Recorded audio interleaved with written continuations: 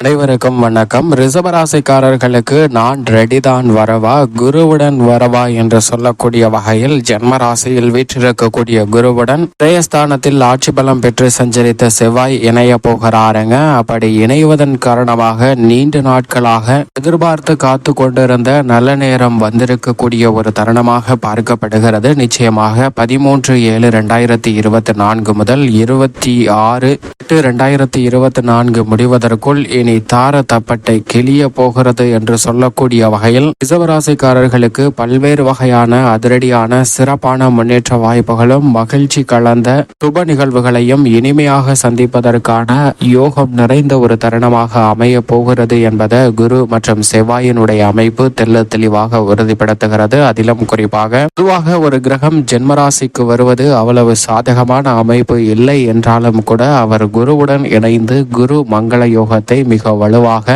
ரிஷபராசிக்காரர்களுக்கு ஏற்படுத்தி கொடுக்க போகிறாருங்க செவ்வாய். எனவேதான் இந்த செவ்வாய் பயிற்சியில் மிகவும் அபரிவிதமான நல்ல பல மாற்றங்களும் இனிமையான சுப நிகழ்வுகளை மிக சிறப்பாக கைகூடுவதற்கான யோகமும் நிறைந்த ஒரு தருணமாக பார்க்கப்படுகிறது. பொதுவாக செவ்வாயை பொறுத்த வரைக்கும் வீரத்தை விளைநிலமாக கொண்டவராக பார்க்கப்படுகிறாருங்க.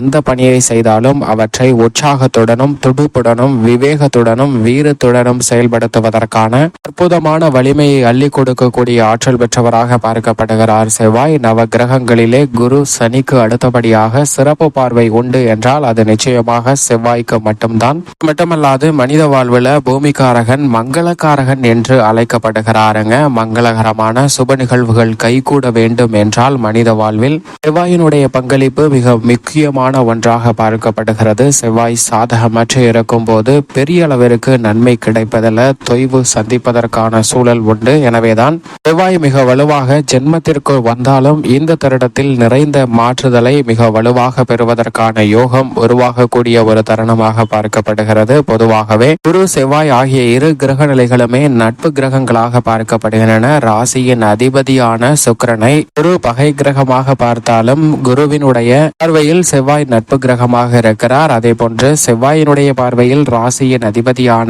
சுக்கிரன் சமகிரகமாக பார்க்கப்படுகிறாருங்க. சுக்கிரனின் பார்வையிலும் சமகிரகமாகவும் ராசிக்கு சகாயமானவராகவும் திகழ்கிறாருங்க செவ்வாய். அப்படிப்பட்டவர் சுக்கிரனின் பார்வையில் சமகிரகமாக இருக்கக்கூடிய குருவுடன் இணைந்து வீற்றிருக்கக்கூடிய இந்த வேளையில் பல அற்புதமான நல்ல மாறுதல்கள் நிச்சயமாக உண்டு. பொதுவாக 3, 6, 11 ஆகிய இடங்களில் அபரிவிதமான வளர்ச்சியை அள்ளி கொடுப்பாருங்க செவ்வாய். செவ்வாய் சுகஸ்தான இடங்களிலும் அஷ்டமத்திலும் சஞ்சரிக்கும் போது அவ்வளவு சிறப்பான நன்மை நிச்சயமாக எதிர்பார்க்க முடியாது. ஆனால் ஜென்ம ராசி ஒரு விதிவிலக்கான ஒன்றாக பார்க்கப்படுகிறது. ஏனென்றால் குருவுடன் இணைந்து குரு மங்கள யோகத்தை மிகவும் அபரிவிதமாக உருவாக்கி கொடுக்கிறாருங்க.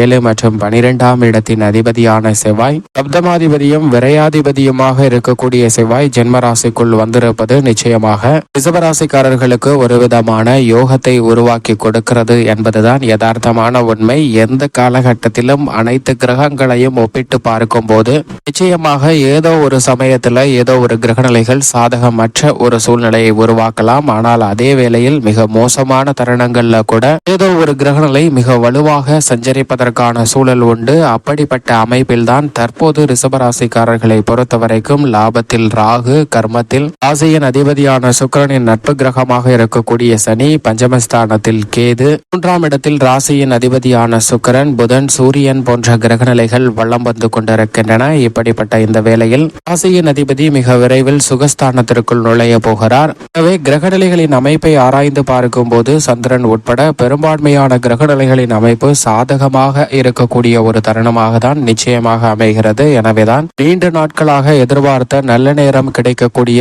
ஒரு அற்புதமான தருணமாக இந்த தருணம் அமைகிறது என்பதை குரு மற்றும் செவ்வாயினுடைய இணைவானது தெல்ல தெளிவாக ரிஷபராசிக்காரர்களுக்கு நிச்சயமாக உறுதிப்படுத்துகிறது. மட்டுமல்லாது இந்த வேளையில் செவ்வாயினுடைய பார்வை 4, 7, 8 ஆகிய இடங்களில் பதிகிறது. குரு பகவானுடன் இணைந்து சப்தமஸ்தானம் என்று சொல்லக்கூடிய கலஸ்தரஸ்தானம் ஆகிய 7ஆம் இடத்தை செவ்வாயும் வலுவாக பார்க்கிறாருங்க. செவ்வாய் மற்றும் குரு இணைந்து 7ஆம் இடமான சப்தமஸ்தானத்தை பார்ப்பதால் நிச்சயமாக நீ தார தப்பட்டை கிளியக்கூடிய வகையில் பல்வேறு வகையான சுப நிகழ்வுகள் சிறப்பாக கைகூடும். காதல் திருமணமோ அல்லது நிச்சயிக்கப்பட்ட திருமணமோ கிடைப்பதற்கான யோகம் நிச்சயமாக இந்த தருணத்தில் உண்டு. திருமணத்திற்கான சுப செய்தி உட்பட பல்வேறு வகையான இனிமையான செய்திகளை நிச்சயம் நிச்சயமாக பெறுவதற்கான சூழல் வலுவாக உண்டு என்பதை சப்தமஸ்தானத்தை பார்க்கக்கூடிய செவ்வாய் மற்றும் குருவினுடைய அமைப்பானது உறுதிப்படுத்துகிறது. குரு மங்கள யோகத்தின் காரணமாக இந்த தருணத்தில் புதிதாக இடம், வீடு, வீட்டு மனை, வாகனம் வாங்குவதற்கான அதிர்ஷ்ட யோக வாய்ப்புகளும், எந்த காரியம் எப்படி நடைபெற வேண்டும் என்று திட்டமிடுகிறீர்களோ அந்த காரியத்தை அதே போன்று துல்லியமாக நடத்தி கொடுக்கக்கூடிய ஒரு சிறப்பான அமைப்பில் சஞ்சரிக்கிறாருங்க செவ்வாய் மற்றும் குரு. எனவே இந்த வேலை மிகப்பெரிய அளவுல எதிர்பார்ப்புகள் கைகூடக்கூடிய யோகம் நிச்சயமாக ரிஷபராசிக்காரர்களுக்கு உண்டு. அது எந்த விதமான எதிர்பார்ப்பாக இருந்தாலும் நிச்சயம் பூர்த்தியாகும். நேர்மறையாக இருந்தாலும் கூட அல்லது எதிர்மறையான சிந்தனையாக இருந்தாலும் கூட அவை கை கொடுப்பதற்கான யோகம் நிச்சயமாக உண்டு. எனவே இந்த தருணத்தை சிந்தித்து தக்க தருணமாக மாற்றிக்கொள்ளக்கூடிய முயற்சியில் ஈடுபடுங்க. அது மட்டுமல்லாது 4ஆம் இடத்தை சுகஸ்தானத்தை பார்ப்பதால் பல்வேறு வகையான சுப நிகழ்வுகள் இனிமையாக கைகூட போகிறது. ஆரோக்கிய தொல்லைகள் முற்றிலும் விலகும். கடன் சார்ந்த தொல்லைகள் உள்ளிட்ட பல பிரச்சனைகள் விலகுவதற்கான வாய்ப்பும் உருவாகிறது. 8ஆம் இடமான அஷ்டமஸ்தானத்தையும் செவ்வாய் பார்க்கிறாருங்க. ஜென்மராசியில் அமர்ந்து 8ஆம் இடமான அஷ்டமஸ்தானத்தை பார்ப்பதால் தொழில், உத்தியோகம், வியாபாரம், கலைத்துறை, அரசியல் துறை என பல்வேறு விதமான பணிகளில் சந்தித்து வந்த தவிர்க்க முடியாத பல நெருக்கடிகள் இந்த தருணத்தில் தவிடுபடியாவதற்கான சூழல் உருவாகிறது என்பதை செவ்வாயினுடைய அஷ்டம பார்வை தெல்ல தெளிவாக உறுதிப்படுத்துகிறது. எனவே குழப்பமான மனநிலையிலும் தெளிவற்ற சிந்தனையிலும் இருந்து கொண்டிருந்த ரிஷபராசிக்காரர்களுக்கு மிக சிறப்பான தெளிவான மனநிலை கிடைப்பதற்கான யோகம் நிச்சயமாக இந்த தருணத்தில் வலுவாக கிடைக்கிறது. இது மட்டுமல்லாது குடும்ப ரீதியாக இந்த தருணத்தில் குறிப்பாக அடுத்து வரக்கூடிய 45 நாட்களில் குருவுடன் இணைந்து சஞ்சரிக்க போகிறாருங்க. குருவும் நேர்கதியில் சஞ்சரிக்கிறார். வக்ரம் பெறுவதற்கு முன்னதாக இருக்கக்கூடிய இந்த வேளையில் இல்லத்தில் பல்வேறு வகையான சுப நிகழ்வுகள் மிக சிறப்பாக கைகூடும். பல தடைகளையும் தாண்டி நீங்கள் நினைத்தவாறு மிக சிறப்பாக அமைவதோடு உங்களுக்கு இரட்டிப்பு விதமான மகிழ்ச்சியையும் நிச்சயமாக ஏற்படுத்தி கொடுக்கும் என்பதில் சந்தேகமே இல்லை. அதே சமயம் விரையாதிபதியாக இருக்கக்கூடிய செவ்வாய் ஜென்மத்திற்குள் வந்திருப்பதால் சேமிப்பதற்கான சாத்தியக்கூறுகள் இல்லாத ஒரு தருணமாக பார்க்கப்பட்டாலும் அவை அனைத்தும் புதிய முதலீடுகளாகவோ அல்லது சுப விரயங்களாகவோ மாற்றிக்கொள்வதற்கான யோகத்தை நிச்சயமாக உருவாக்கி கொடுக்கிறாருங்க. செலவு வந்தாலும் கூட அந்த செலவுகள் அனைத்தும் அடுத்தடுத்த முதலீடுகளாக மாறுவதற்கான யோகம் நிறைந்த ஒரு தருணமாக நிச்சயமாக ரிஷபராசிக்காரர்களுக்கு அமைவதற்கான சூழல் உண்டு என்பதை தெல்ல தெளிவாக எடுத்து காட்டுகிறார் செவ்வாய். எனவே இந்த தருணத்தில் பல்வேறு வகையான மந்தமான சூழ்நிலைகள் மறைந்து ஆக்கப்பூர்வமான செயல்பாடுகளில் ஈடுபடுவதற்கான வாய்ப்பும், தொழில் ரீதியாக குடும்ப வருமானத்தை உயர்த்தி கொள்ளக்கூடிய வகையில் நல்ல பல சந்தர்ப்பங்கள் நிறைந்து கிடைக்கக்கூடிய ஒரு தருணமாகவும் நிச்சயமாக அமைய போகிறது என்பதை தெளிவாக உறுதிப்படுத்துகிறாருங்க. நீண்ட நாட்களாக எதிர்பார்த்து காத்து கொண்டிருக்கக்கூடிய நல்ல நேரம் நிச்சயமாக வந்திருக்கிறது. கணவன் மனைவிக்கிடையே நீண்ட நாட்களாக இருந்து வந்த கருத்து வேறுபாடுகள் நிச்சயமாக மறையும். ஒருவருக்கொருவர் புரிந்து கொண்டு தங்களுடைய வாழ்வில் சந்தித்த இனிமையான நிகழ்வுகளை எண்ணி பார்ப்பதன் மூலம் கசப்பான நிகழ்வுகளை மறந்து கணவன் மனைவிக்கிடையே ஒற்றுமையும் பல்வேறு வகையான இணக்கமான சூழ்நிலையும் ஏற்படுகிறது. எனவே பிரிந்து சென்ற கணவன் மனைவிக்கிடையே ஒற்றுமை அதிகரிப்பதோடு இயல்வாழ்வு இனிமையாக அமைவதற்கான சாத்தியக்கூறுகளை மங்களக்காரகனாக இருக்கக்கூடிய செவ்வாய் நிச்சயமாக உறுதிப்படுத்துகிறாருங்க. உடன் பிறந்தவர்களின் ஆதிக்கத்தையும் அதிகமாக கொண்டவராக பார்க்கப்படுகிறார் செவ்வாய். எனவே உடன் பிறந்தவர்கள் மற்றும் உற்றார் உறவினரிடம் இருந்து வந்த மனஸ்தாபம், பல்வேறு வகையான சங்கடமான நிகழ்வுகள் மறைந்து ஒற்றுமை பிறப்பதற்கான நல்ல வழிகளை நிச்சயமாக குரு மற்றும் செவ்வாயினுடைய அமைப்பு மிக வலுவாக ஏற்படுத்தி கொடுக்கிறது என்பதுதான் யதார்த்தமான உண்மை. அது மட்டுமல்லாது இந்த வேளையில் உத்தியோக ரீதியாக நீங்கள் எந்த விதமான முயற்சியில் வேண்டுமானாலும் ஈடுபடலாம். சனி வக்ரம் பெற்றிருந்தாலும் கூட புதிதாக வேலை வாய்ப்பை உருவாக்கி கொள்ளுவதல், இடம் மாறுதல், வேலை மாறுதல் என பல்வேறு வகையான மாற்றங்களை மிக சிறப்பாக கையாளுவதற்கான சூழல் நிச்சயமாக கிடைக்க போகிறது என்பதுதான் யதார்த்தமான உண்மை. உத்தியோக ரீதியாக நீண்ட நாட்களாக எதிர்பார்த்து காத்து கொண்டிருக்கக்கூடிய பல சலுகைகள், நியாயமாக கிடைக்க வேண்டிய சலுகைகள் இந்த தருணத்தில் மிகவும் சிறப்பாக அமையக்கூடிய யோகம் வலுவாக கிடைக்கிறது. பல்வேறு வகையான தடைகள் விலகி நீங்கள் எதிர்பார்க்கக்கூடிய உத்தியோக ரீதியான சிறப்பான முன்னேற்றம் உண்டு. வெளிநாட்டு வேலை வாய்ப்பிற்காக முயற்சி செய்யக்கூடிய ரிஷபராசிக்காரர்களுக்கு இந்த தருணத்தில் எந்த விதமான மனக்குழப்பமும் தேவையில்லை. நீங்கள் எதிர்பார்த்தபடி வளைகுடா நாடுகள்ல நல்ல வேலை வாய்ப்பு நிச்சயமாக கிடைக்கும். வருமானத்தை உயர்த்தி கொள்ளக்கூடிய வகையில் நிரந்தர வேலை வாய்ப்பை நோக்கி நகரக்கூடிய சந்தர்ப்பமும் இந்த தருணத்தில் மிகவும் சிறப்பாக அமைய போகிறது என்பதுதான் யதார்த்தமான உண்மை. தொழில்துறை வியாபாரத்துறையில் தனி வக்ரம் பெற்றிருந்தாலும் கூட இந்த தருணத்தில் தொழில்துறைக்கு தேவையான அடிப்படையான வசதிகள்ல எந்த விதமான குறைவும் இருக்காது. பங்குதாரர்கள், வாடிக்கையாளர்கள், ஒப்பந்ததாரர்கள் மற்றும் நிதி நிறுவன ஒப்பந்ததாரர்கள் என அனைவருடமும் ஒரு சுமூகமான உறவு கிடைக்கக்கூடிய ஒரு தருணமாக பார்க்கப்படுகிறது. எனவே தொழில்துறையில் நல்ல முன்னேற்றம் வலுவாக கிடைப்பதற்கான சூழல் நிச்சயமாக ரிஷபராசிக்காரர்களுக்கு உண்டு. இந்த தருணத்தில் புதிதாக தொழில் துவங்க வேண்டும் என்ற எண்ணத்துடன் செயல்படக்கூடிய ரிஷபராசிக்காரர்களுக்கும் நிச்சயம் அவற்றில் வெற்றி கிட்டும். நினைத்த காரியங்களை நினைத்தபடியே செய்து முடிப்பதற்கான யோகத்தை செவ்வாய் மற்றும் குரு மிக வலுவாக ஏற்படுத்தி கொடுக்க போகின்றனர். பல தடைகள் பெருகுவளவில் குறைகிறது.